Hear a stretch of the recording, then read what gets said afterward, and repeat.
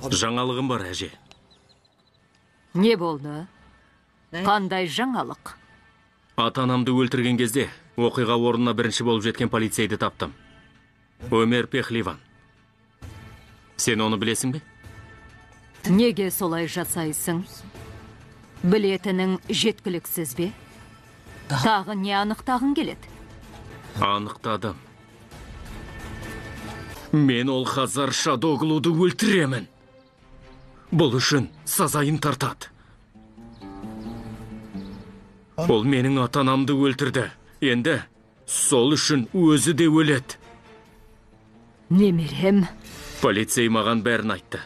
Онда тағы бір куәгер болды деді. Рейан толық көз жеткізу үшін мен сол адамды табуға тиіспін. Ол өз әкесінің шынайы бет-бейнесін көрсін. Мен сол бақташыны табамын, әже. Сен ол туралы ештеңе білмейсің бе? Жоқ.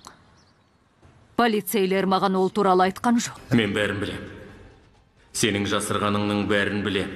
Егер ата-анамның өліміне Хазар Шадоглудың қатысы жоқ екені анықталса, одан кейін менің қас жауым ол емес, сен боласың. Ол куәгер қайда екен? Миран! Миран, әжең мұнда жоқ? Жоғы қалай? Әжем қайда? Білмейм, дұшпандарыңнан сұра. Енді олар бір жақ. Бұл не сөзің, әже? Менің әжем қайда? Әже! Бұл Миран ғой. Әже! О, Алла! Шадоглулардың үйінде не істеп жүрсің? Келе жатырмын. Азизе әжең оны қуып шығыпты. Джихан мен Хазар не істеуге тиіс еді? Байғұс әйелді көшеге қалдыру керек пе? Олар неге маған хабарламаған? Неге Фратқа телефон соқпаған?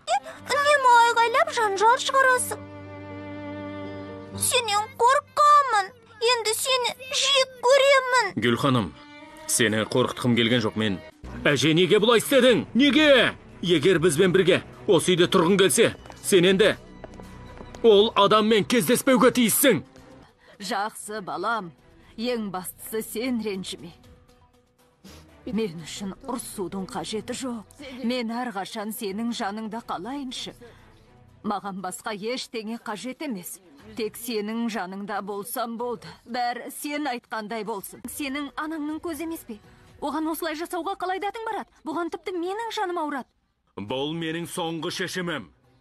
Әжем енді сенің әкеңмен кездеспейді. Олар саған айтты емес пе? Азиза әжең? Немене Азиза әжесі? Оны сол жаққа мен жіберіппін бе? Қайта мен оны тоқтатуға тырыстым. Ол мені тыңдады ма? Сізден бәрін күтуге болады. Жетер, Рейан. Өз бөлмеңе бар. Миран. Рейан, өз бөлмеңе бар дедім. Эсмәпке, әжемді бөлмесіне апара аласың ба?